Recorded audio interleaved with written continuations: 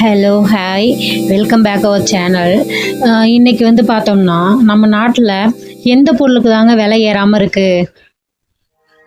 ஏதாவது ஒரு பொருளை சொல்ல முடியுமா உங்களால்? சரி, எந்த சர்வீஸ் தான் விலை ஏறாமல் இருக்குது சொல்ல முடியுமா? ஏறின விலை ஒரு பக்கம், ஜிஎஸ்டி ஒரு பக்கம், இதெல்லாம் ஒரு பெரிய தலைவலியாக இருக்குது. இதெல்லாம் ஒரு போயிட்டுருக்கு. இதில் எங்கள் பகுதிக்கு நாங்களும் செய்கிறோம் பாரு அப்படின்னு சொல்லிட்டு ஏர்டெல்லும் ஜியோவும் மாறி மாறி வச்சு செய்கிறாங்கன்னு தான் சொல்லணும். ஓப்பனாக சொல்லணும்னா ரெண்டு பேருமே மாறி மாறி வச்சு செய்கிறாங்க அப்படின்னு தான் சொல்லணும். இந்த குறைஞ்சபட்ச ரீசார்ஜ் பிளான் ஒன்று வச்சுருப்பாங்க இல்லையா, அந்த பேசிக் ரீசார்ஜ் சர்வீஸ்ன்ட்டு அதை அப்படியே அடியோட தூக்கிட்டாங்கங்க. இதை பற்றி தான் நம்ம இன்றைக்கி இந்த வீடியோவில் பார்க்க போகிறோம். ஒவ்வொரு டெலகிராம் ஆப்ரேட்டர்களையும், அதாவது யார் யாருன்ட்டு பார்த்தோம் அப்படின்னா ஏர்டெல்லு, ஜியோ, வோடஃபோன் பார்த்தோம். இவங்களெல்லாம் பார்த்தோம் அப்படின்னா இருக்கிறதுலே என்ட்ரி லெவல் ப்ரிப்பேர்டு பிளான்ட்டு ஒன்று வச்சுருப்பாங்க. அது என்ன அப்படின்னா இருக்கிறதுலே பேசிக்கான நல்ல வந்து சூப்பரான ஒரு பிளான் அப்படின்னு சொல்லிட்டு இந்த ஸ்டார்டிங் ரேட் அப்படின்னு சொல்லிட்டு அது அந்தந்த நெட்வொர்க்லேயுமே என்ன பண்ணியிருப்பாங்க அப்படின்னா ஒரு பிளான் வச்சுருப்பாங்க. அதை அப்படியே அடியோடு தூக்கிட்டாங்க. இதில் வந்து 10 நாளைக்கு பண்ணிங்கன்னா ஒரு பிளானு, 15 நாளைக்கு, 18 நாளைக்கு அப்படின்னு சொல்லி ஒரு பேசிக் பிளான் ஒன்று வச்சுருப்பாங்க. அண்டு வந்து இந்த ஏர்டெல்லும் ஜியோ ரெண்டுமே பார்த்தோம்னா 249 ரூபாய்க்கு ஒரு பேசிக் பிளான் 28 நாளைக்கு வச்சுருந்தாங்க. இப்போ இந்த பிளானே பார்த்தோம் அப்படின்னா போன வருஷத்தோட இந்த பிளான் வந்து இந்த வருஷத்துக்கு 20% வந்து அதிகமாக தான் வந்து இருந்துச்சு. இதுக்கு என்ன காரணம் அப்படின்னு கேட்டால் டேரிஃபை நாங்கள் இன்க்ரீஸ் பண்ணியிருக்கோம் அப்படின்னு சொல்லிட்டு என்ன பண்ணாங்க அப்படின்னா அந்த அமௌண்ட்டை வந்து இன்க்ரிமெண்ட் பண்ணாங்க. அந்த மாதிரி இன்க்ரீஸ் பண்ணாங்க, 20% இன்க்ரீஸ் பண்ணி அதன் மூலமாக வந்தது தான் இந்த 249. அதை வந்து ஏர்டெல்லுமே இன்க்ரீஸ் பண்ணாங்க அண்ட் ஜியோவுமே வந்து இன்க்ரீஸ் பண்ணாங்க. அது அந்த 249 ரூபாய்க்கு இருந்துச்சு பார்த்தீங்களா? அதை இந்த ஜியோ என்ன பண்ணியிருக்காங்க அப்படின்னா இனிமேல் வந்து 249 ரூபாய்க்குலாம் இல்லைப்பா, 299 ரூபாய்க்கு நீ ரீசார்ஜ் பண்ணணும். அதாவது 300 ரூபாய்க்கு 1 ரூபா, இதுதான் வந்து பேசிக் பிளான் அப்படின்னு சொல்லி கொண்டு வந்துட்டாங்க. இப்போ இந்த என்ட்ரி ஃப்ரீ லெவல் பிளான் வந்து பார்த்தோன்னா 299 ரூபா தான். உங்களுக்கு வேணும் அப்படின்னா நீங்கள் இந்த பிளானில் பண்ணிக்கலாம். நீங்கள் வந்து அந்த பிளான் தான் உங்களுக்கு வேணும் அப்படின்னா நீங்கள் வந்து 299 ரூபா கட்டியே ஆகணும் அப்படின்னு சொல்லி ஜியோ சொல்லிட்டாங்க. இதில் என்ன சொல்ல வராங்க அப்படின்னா 1.5 GB டேட்டா வந்து 28 நாளைக்கு கிடைக்கும், இதை நீங்கள் வந்து சந்தோஷமாக பயன்படுத்தலாம் அப்படின்னு சொல்கிறாங்க.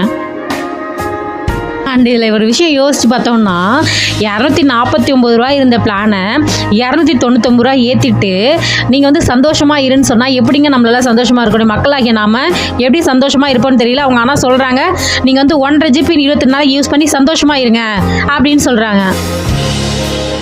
இப்போ இந்த இன்ஃப்ளூஷன்ஸ் நடக்கும்போது எல்லாமே வந்து நம்ம வந்து வேடிக்கை பார்த்து தான் இருந்தோங்க, நானும் உட்பட தான். ஆனால் இப்போ வந்து பார்த்தோம் அப்படின்னா நம்மக்கிட்ட பிரச்சனை வரும்போது தான் நம்மளால் யோசிக்க முடியுது இல்லைங்களா? இப்போ வந்து சர்வீஸ் அப்படிங்கிற பேரில் அந்த சர்வீஸ் வந்து பார்த்தோம் அப்படின்னா முன்னாடி வந்து 249 ரூபாய்க்கு கிடைச்ச ஒரு சர்வீஸை நம்ம வந்து 299 ரூபா கொடுத்து அதை வாங்கும்போது அதோடைய கஷ்டம் வந்து யோசிச்சு பாருங்கள். அந்தளவுக்கு கொடுத்துட்டு இதை நீங்கள் வச்சுக்கிட்டு சந்தோஷமாக இருங்க, ஒரு நாளைக்கு 1.5 GB கொடுத்துருக்கோம் அப்படின்னு பெருமையாக சொல்கிறாங்க. ஏன்னா இப்போ இருக்கிற சுச்சுவேஷன் காலகட்டத்தை பொறுத்த வரைக்கும் நெட் இல்லாமல் யாராலையும் இருக்க முடியாது அப்படிங்கிற சுச்சுவேஷன் ஆகிடுச்சு. ஸோ அவங்க என்ன விலை ஏற்றினாலும் மக்களாகிய நாமல் வந்து என்ன பண்ணுவோம் அப்படின்னா ரீசார்ஜ் பண்ணி தான் ஆகணும் அப்படிங்கிற ஒரு காரணத்து அடிப்படையில் தான் விலை வந்து ரீசார்ஜோடைய பிளானோடைய இதை மாற்றிட்டு இருக்காங்க. விலையும் ஏறிட்டே இருக்குது. முன்னாடிலாம் வந்து 1 இயர்க்கே வந்து கம்மியான அமௌண்ட் தான் இருக்குது. இப்போ வந்து எவ்வளோ இது பண்ணாலும் வந்து இருக்க வந்து இன்க்ரீஸ் ஆகிட்டே தான் இருக்குது. எல்லா பிளான்ஸுமே இன்க்ரீஸ் ஆகிட்டு தான் இருக்குது. ஸ்டார்டிங்கில் ஜியோ கொஞ்சம் பரவாயில்லாமல் இருந்துச்சு. ஆனால் இப்போ வந்து ஜியோவும் வந்து ஏர்டெலுக்கு நிகரில் வந்து போயிட்டுருக்கு. இந்த டெலகாமில் நடந்துட்டுருக்க இன்ஃப்ளூஷன்ஸ் வந்து எப்படி மக்களாகி நம்ம பாதிக்கப்பட்டிருக்கோம் பார்த்தீங்களா? இந்த அளவுக்கு தான் நடந்துட்டுருக்கு. இப்போ அந்த ப்ரீபெய்டு பிளான் ஜியோவுக்கு பண்ண போனோம் அப்படின்னாலே ஸ்டார்டிங்கில் எவ்வளோ இருக்குன்னு பார்த்தோம்னா 299 வந்துருச்சு. அதாவது இவங்க இங்கே ஆர்டர் சொல்கிறாங்களோ இல்லையோ அவங்க டக்குன்னு அங்கே அப்டேட் ஆகிடுது. அந்தளவுக்கு வந்து டெலிகாம் இண்டஸ்ட்ரி வந்து பார்த்தோம் அப்படின்னா ஒரு ரொம்ப ஸ்பீடாக இருக்குது அப்படின்னு தான் சொல்லணும். இங்கே வந்து அப்டேட் ஆன உடனே என்ன ஆகிட்டு அப்படின்னா அங்கே ரீசார்ஜ் பண்ணுற இடத்துல வந்து அந்த 249 அந்த பேக் வந்து தூக்கிட்டாங்க. 299 தான் ஸ்டார்டிங் வந்துட்டு. இப்போ வந்து இந்த 299க்கு அதுக்கப்புறம் உள்ள பேக் பார்த்தோம் அப்படின்னா 319 329 வந்து இருக்குது. அதே தான் 1.5 GB ஒரு நாளைக்கு 28 நாளைக்கு தான் வந்து அந்த டேட்டா.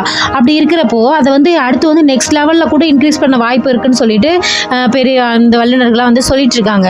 ஸோ வந்து ரீசார்ஜோட பிளான் வந்து இன்னும் வந்து என்ன ஆகும் அப்படின்னா இருக்க வந்து அந்த நம்ம பேக்கோட அமௌண்ட்டை வந்து ஏற்றிக்கிட்டே தான் இருக்காங்க டெலிகாம் இண்டஸ்ட்ரி சைட்லேருந்து. அதாவது எதெல்லாம் கம்மியாக இருக்குன்னு அவன் நினைக்கிறாங்களோ அதை என்ன பண்ணுறாங்கன்னா கொஞ்சம் கொஞ்சமாக இன்க்ரீஸ் பண்ணிட்டு வராங்க, கொஞ்சம் கொஞ்சமாக இன்க்ரீஸ் பண்ணிகிட்டே வந்துருவாங்க. அதுதான் வந்து இங்கே நடந்துட்டுருக்கு ஜியோவில். நல்ல வேலைப்பா நான் ஜியோ வச்சிட்ருக்கல, நான் ஏர்டெல் வச்சிட்ருக்கேன் அப்படின்னு யாரும் நினைக்காதீங்க, அப்படின்னு நினைக்க வேணாம். ஏன்னா ஜியோ ஒன்று பண்ணாங்க அப்படின்னா அதுக்கு எதிராக வந்து என்ன பண்ணுவாங்க அப்படின்னா ஏர்டெல்லும் பயங்கரமாக பண்ணிட்டு தான் இருக்காங்க. அவங்களும் நம்மளை வச்சு தான் செய்ய போகிறாங்க. இப்போ ஜியோ வந்து இதை அனௌன்ஸ் பண்ண அடுத்த செகண்ட் என்ன பண்ணிட்டாங்க அப்படின்னா ஏர்டெல்காரங்களும் இன்றைக்கி மிட் நைட்டோட இந்த பிளானை நம்ம தூக்குறோம்ப்பா, அந்த 249 பிளான் அப்படின்னு சொல்லி அவங்களும் இப்போ முடிவுக்கு வந்திருக்காங்க. பிளான் வந்து ஏர்டெல்லையும் கொடுத்துட்டு இருந்தாங்க இல்லையா, அந்த பிளான் பார்த்தோன்னா 249க்கு அன்லிமிட்டெட் கால்ஸ் கொடுத்துட்டு இருந்துச்சு. அண்ட் 1 GB டேட்டா வந்து பர் டேக்கு கொடுத்துட்டு இருந்துச்சு. அதை வந்து இதை பாஸ்ட்டாக தான் சொல்லணும், ஏன்னா அது முடிஞ்சிருச்சு, இந்த ஆஃபர் வந்து இவங்களும் எடுத்துட்டுன்னு சொல்லிட்டாங்க. அண்ட் 28 days தான் அதுக்கு validity. And 100 SMS per day அப்படின்னு சொல்லி இவங்களும் வந்து இவங்க இதில் வச்சுருந்தாங்க, ஏர்டெல்லில் வச்சுருந்தாங்க இல்லையா. பிளானை சொல்லிவிட்டு இதில் கீழே வந்து என்ன சொல்லியிருக்காங்க அப்படின்னா இது வந்து நைட்டோட க்ளோஸ் ஆகிடும் அப்படின்னு சொல்லி அவங்களே மென்ஷன் பண்ணிட்டாங்க. ஸோ இவங்கள்ட்டையும் வந்து என்ன அப்படி இல்லை அப்படின்னா 249 பிளான் இல்லை, ஏர்டெல்கிட்டையும் இல்லை.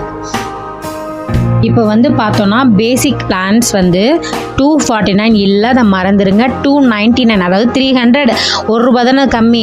ஸோ 300 பேசிக் நம்ம ரீசார்ஜ் பண்ணோம் அப்படின்னாலே வந்து நெட்டோட டேட்டா பேக்கோட வேணும் அப்படின்னா 300. இதில் இன்னொரு ஷாக்கிங்கான விஷயம் என்ன அப்படின்னா இந்த இண்டஸ்ட்ரி ரிலேட்டடான ஆட்கள்லாம் இருக்காங்க இல்லையா, அவங்களாம் என்ன சொல்கிறாங்க அப்படின்னா இது வந்து இன்னும் அதிகமாகும், நீங்கள் எதிர்பார்க்கலாம், இன்னும் வந்து குறையறதுக்குலாம் இனிமேல் வாய்ப்பில்லை, அதிகமாகும் அப்படின்னு தான் வந்து சொல்கிறத நம்மளால் கேட்க முடியுது. இப்போ இந்த இண்டஸ்ட்ரி எக்ஸ்பர்ட்ஸ்லாம் என்ன சொல்கிறாங்க அப்படின்னா முன்னாடிலாம் வந்து அவங்கவுங்க சேவைக்கு, அதாவது அவங்கவுங்களோட சர்வீஸ்க்கு ஏற்ற மாதிரி அவங்கவுங்களும் ஒரு டேரிஃப் ஃபிக்ஸ் பண்ணி ரேட் வந்து அனௌன்ஸ் பண்ணுவாங்க. ஆனால் இப்போ இருக்கிற காலகட்டத்தில் பார்த்தோம் அப்படின்னா ஒருத்தவங்க வந்து டேரிஃபை இன்க்ரீஸ் பண்ணாலே போதும், அடுத்தவங்க வந்து என்ன அப்படின்னா அவன் மட்டும் டேரிஃபை இன்க்ரீஸ் பண்ணுறா, நம்ம என்ன இழிச்ச வாயா அப்படின்னு சொல்லிட்டு இன்னொருத்தவங்களும் என்ன பண்ணிடுறாங்க, டக்குன்னு என்ன பண்ணிடுறாங்க, இவங்களும் வந்து இன்க்ரீஸ் பண்ணிடுறாங்க. இப்போ இதுதான் நடந்துட்டுருக்கு. ஸோ இந்த மாதிரி அவங்களுக்குள்ள டேரிஃபை ஏற்றி பண்ணி விளையாடுறதுல வந்து பாதிக்கப்பட போகிற யாருன்னா மக்களாகிய நாம் தான், அதில் துளியும் சந்தேகம் இல்லை. இப்போ இந்த டேரிஃப் ஹைக்ஸ் வந்து எப்போ நடக்கும் அப்படின்னா வர ஜனவரிக்குள்ளே வந்து நடந்துடும் அப்படின்னு சொல்லி சொல்கிறாங்க. இதெல்லாம் பார்க்கும்போதே தெரியும் விலை குறையறதுக்கான அறிகுறியெல்லாம் வந்து எங்கேயுமே நடக்கலை, விலை ஏற்றுறதுக்கான அறிகுறி தான் வந்து திட்டங்கள் செயல்கள் தான் வந்து என்ன பண்ணிகிட்ருக்கு அப்படின்னா நடந்துகிட்ருக்கு. இந்த டேரிஃப் ஹைக்ஸ்லாம் பார்த்தோம் அப்படின்னா இதுக்கு முன்னாடிலாம் அப்படி இல்லைப்பா, வருஷத்துக்கு ஒரு தடவை 2 வருஷத்துக்கு ஒரு தடவை அந்த மாதிரி தான் ஏற்றுவாங்க, 5 வருஷத்துக்கு ஒரு தடவை அந்த மாதிரி தான் வந்து அவங்களும் வந்து டேரிஃப் ஹைக்ஸ் பண்ணுவாங்க, இன்க்ரீஸ் பண்ணுவாங்க. ஆனால் இப்போ இது வந்து பார்த்தோம்னா வருஷம் இன்க்ரீஸ் பண்ணுவாங்க, போகிற போக்கில் பார்த்தா மாதம் இன்க்ரீஸ் பண்ணுவாங்க போல இருக்குது. இதோட முடிஞ்சிடும்னு நினைக்காதீங்க. இது வந்து ஏன்னா இது வந்து ப்ரைவேட்டுங்கும் போது வந்து இதை ஒன்றுமே பண்ண முடியாது. இதுக்கு வந்து யாராலையும் வந்து கடிவாளம் போட முடியாது, ஏன்னா இது ப்ரைவேட் ஆச்சே. இதுக்கு கடிவாளம் போட வேண்டியது யார் அப்படின்னா ட்ராய். அதை பற்றியும் பின்னாடி பார்ப்போம்.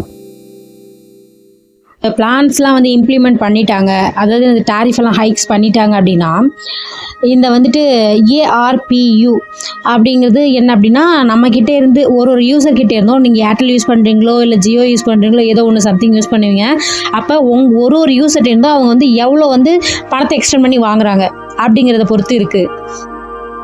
இது வந்து ரொம்ப ரொம்ப முக்கியம். ஏன் அப்படின்னா இதை பொறுத்து தான் அவங்களோட சராசரி பாக்கெட் மணி என்ன அப்படிங்கிறது முடிவாகுது. முன்னாடிலாம் பார்த்தோம் அப்படின்னா ஒரு யூசர்ட்டேருந்து ஒரு 210 ரூபா அப்படி தான் வந்து அடிச்சிட்டு இருந்தாங்க. இப்போ வந்து எவ்வளோ அப்படின்னா 280 ரூபா வரைக்குமே அவங்களுக்கு வந்து ஒரு யூசர்ட்டேருந்து கிடைக்குது. ஸோ அப்படிலாம் இருக்கும்போது இவ்வளோக்கு சம்பாதிக்கிறாங்க, அப்புறம் ஏன் வந்து இவங்க மக்கள் வயிற்றில் அடிக்கிறாங்க பார்த்தோம் அப்படின்னா அவங்களுக்கு ப்ரெஷர் இருக்குதாங்க. அது ஏர்டெல், அந்த ஜியோ கம்பெனி, வோடஃபோன் கம்பெனிலாம் இருக்குது இல்லைங்களா, அவங்களுக்கு ப்ரெஷர் இருக்குதாம்மா. 5G கொண்டு வரோங்கிறாங்க பார்த்தீங்களா, அதுக்கு தான். அண்ட் வந்து அந்த ஸ்பெக்ட்ரம் சார்ந்த இது கொண்டு வரணும் அவங்க. இந்த 2024 பார்த்தோம் அப்படின்னா அந்த மூவேந்தர்கள் இருக்காங்க இல்லையா, ஏர்டெல், வோடஃபோன், ஜியோ, இவங்கெல்லாம் வந்து ஒரு பெரிய ஹைக் பண்ணியிருந்தாங்க 2024. டைமில் நிறைய கஸ்டமர்ஸ் வந்து பிஎஸ்என்எல்லுக்கு மைக்ரேட் ஆனாங்க. உங்களுக்கு ஞாபகம் இருக்கும், பிஎஸ்என்எல்ல டவர் கிடைக்கல போல வரல அப்படின்னு சொல்லிட்டு அதாவது பிஎஸ்என்எல்லுக்கு நிறைய பேர் மைக்ரேட் ஆனாங்க. ஆனால் அதிலே ஸ்டாண்டர்டாக இருந்தாங்களா? ஏன்னா இவங்களுக்கு இவ்வளோ அமௌண்ட் கொடுக்குறதுக்கு இதில் பாதி அமௌண்ட் அங்கே கொடுத்தா போதும், நாங்கள் நெட்டில்னாலும் பரவாயில்ல அட்ஜஸ்ட் பண்ணிக்கிறோம், அதாவது டவர் கிடைக்கலாலும் பரவாயில்ல அந்த மாதிரி சொன்னாங்க. ஆனால் அந்த பிஎஸ்என்எல்லே நின்னாங்களா அப்படின்னு பார்த்தோம்னா இல்லை, ஏன்னா யாரும் இல்லை அப்படிங்கிறதா உண்மை. இதை விட எனக்கு அதுவே பெஸ்ட்டுப்பா, கொஞ்சம் காசு போனாலும் பரவாயில்ல அப்படின்னு சொல்லி என்ன பண்ணாங்க அப்படின்னா திரும்பவும் ஏர்டெலுக்கும் ஜியோவுக்கும் மாறினாங்க. இப்போ இந்த மூவேந்தர்கள் இருக்காருங்க இல்லையா, ஏர்டெல், ஜியோ, வோடஃபோன், இவங்கெல்லாம் எப்போ வந்து நெட்டு பிளானெல்லாம் ஹைக் பண்ணுறாங்களோ அப்போ தான் வந்து இந்த பிஎஸ்என்எல்லோட பேர் வந்து மக்களுக்கு எல்லாருக்குமே தெரியும். ஏன்னா அப்போ தான் இதை தேடுவாங்க. இந்த முறை நீங்கள் பிஎஸ்என்எல்லுக்கு மாறினாலும் சரி மாறாட்டினாலும் சரி, அந்த ட்ரையோ வந்து அவங்க எடுத்த முடிவில் ரொம்ப தீர்க்கமாக இருக்காங்க. அந்த பிளானோட ரேட்லாம் வந்து ஏறினதான், ஹைக் பண்ணதை மாற்ற முடியாது அப்படின்னு அவங்க ரொம்ப ஆணித்தரமாக சொல்கிறாங்க. இல்லைப்பா, என்னால் வந்து 249க்கு பண்ணுறதே ரொம்ப பெரிய விஷயம், இப்போ வந்து 299 வந்துருச்சு, அதுவே பேசிக் பிளான் அதுவே கொஞ்சம் பரவாயில்லாம இருந்துச்சு, இல்லை என்னால் ஒரு மாதத்துக்கு ரீசார்ஜ் பண்ண முடியாது அப்படின்னு சொல்லிட்டு நீங்கள் போட்டு வச்சுருந்தீங்கன்னா, ஆல்ரெடி வந்து ரீசார்ஜ் முடிஞ்சுன்னா ஒரு 10 நாள் 15 நாள்லாம் பார்த்துட்டு இருந்தாங்க. இப்போல்லாம் உங்களுக்கே தெரியும், ரீசார்ஜ் முடிஞ்ச அடுத்த நாளே வந்து இன்கமிங் காலை கட் பண்ணிடுறாங்க. அண்ட் தென் நமக்கு ஃபோனு நெட் எதுவுமே ஒர்க் ஆக மாட்டேங்குது. அந்த மாதிரி இப்போ நீங்கள் ஒரு மாதம் போட்டிங்க அப்படின்னாலே இவங்க என்ன பண்ணுவாங்க அப்படின்னா உங்கள் ஃபோன், உங்கள் சிம் நம்பரை வந்து டீஆக்டிவேட் பண்ணிவிட்டு அவங்க அடுத்த வேலையை பார்த்துட்டு போயிட போகிறாங்க. இதனால பாதிக்கப்பட போகிறது யார் அப்படின்னா மக்களாகிய நாம் தான். என்ன சொல்கிறீங்க, விலையை ஏற்றிட்டாங்களே, ஆனால் இருந்தாலும் நம்ம இப்படி தான் ரீசார்ஜ் பண்ணி இருந்தாகணுமா அப்படின்னா வேறு வழி இல்லைன்னு தான் சொல்கிறேன். என்ன தான் பண்ணுது, அவங்க தானே தலையில் கொட்டு வைக்கணும், அவங்க இதை சரியாக கண்டுக்கிறாங்களா இல்லையா அப்படின்னு நீங்கள் கேட்டிங்கன்னா அப்படின்னு மக்களாகிய நாம் கொந்தளிப்போம்.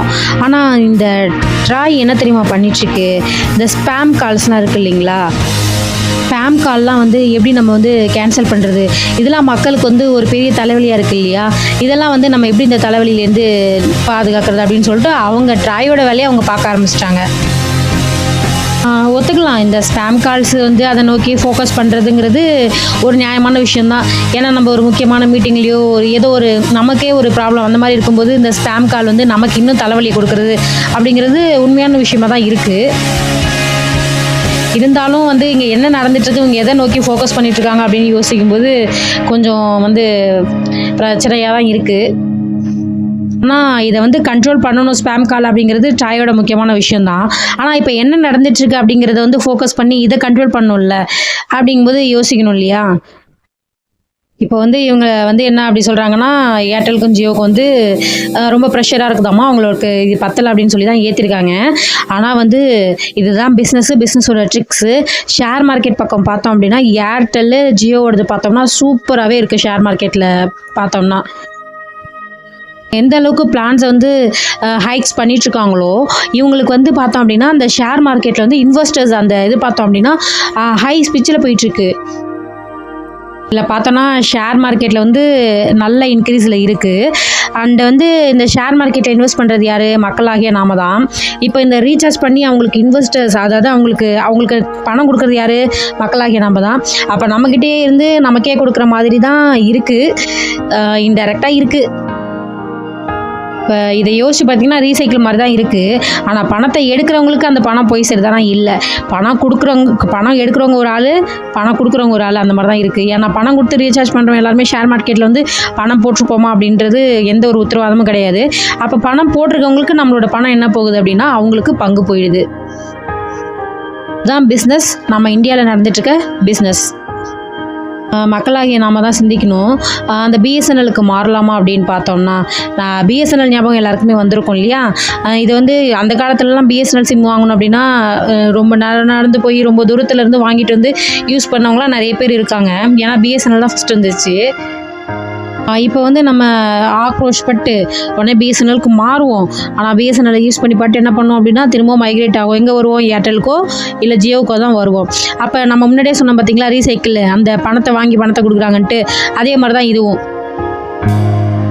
என்ன நம்ம சிந்திச்சு பார்க்கணும் அப்படின்னா, தனியார் எப்போவுமே தனியார் தான், அரசு எப்போவுமே அரசு தான். இதில் என்ன சொல்ல வரேன்ட்டு புரியுது மக்களே. தனியார் அப்படிங்கிறது அந்த மூவேந்தர்கள், Jio, Airtel and Vodafone. And அரசு அப்படிங்கிறது பிஎஸ்என்எல். இதில் கவனிக்க வேண்டிய விஷயம் என்னென்னு பார்த்தோம்னா, ப்ரைவேட் வந்து இவ்வளோ பண்ணுறாங்க இல்லைங்களா, இவ்வளோ பண்ணி நல்லா ரீசார்ஜ் பிளான்ஸ்லாம் கொடுத்து ஒரு நெட்லாம் கிடைக்கிற மாதிரி இருக்காங்களே. ஆனால் அரசு வந்து அதை விட சிறப்பாகவே பண்ணலாம் இல்லைங்களா.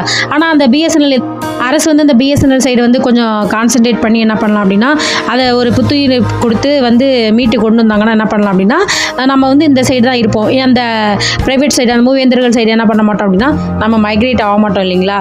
இது கொஞ்சம் சிந்திக்கக்கூடிய விஷயமா தான் இருக்குது. இப்போ நம்ம ஏற்கனவே பார்த்துட்டோம்.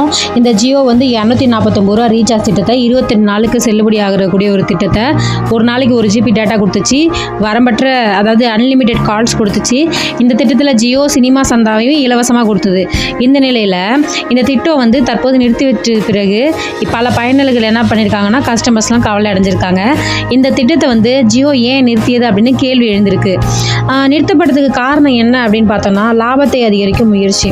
இந்த திட்டம் குறித்து ஜியோ வந்து அதிகாரப்பூர்வமாக எதுவும் கூறல. ஆனால் ஜியோ நிறுவனம் லாபத்தை அதிகரிக்க இந்த நடவடிக்கை எடுத்துள்ளதாக கருதப்படுது. இந்த முடிவிற்கு பிறகு மலிவான ரீசார்ஜ் திட்டத்தை எதிர்பார்க்கும் பயனர்கள் பார்த்தோன்னா இப்போது புதிய விருப்பத்திற்கு மாற வேண்டும். ரிலையன்ஸ் ஜியோவின் ரூ. 249 ரீசார்ஜ் திட்டத்தில் மிகவும் சிறப்பு வாய்ந்த விஷயம் என்னன்னா, இது பட்ஜெட்டுக்கு ஏற்றதாக இருந்துச்சு. டேட்டா, அழைப்பு, SMS ஆகிய 3 வசதிகளையும் கொடுத்துச்சு.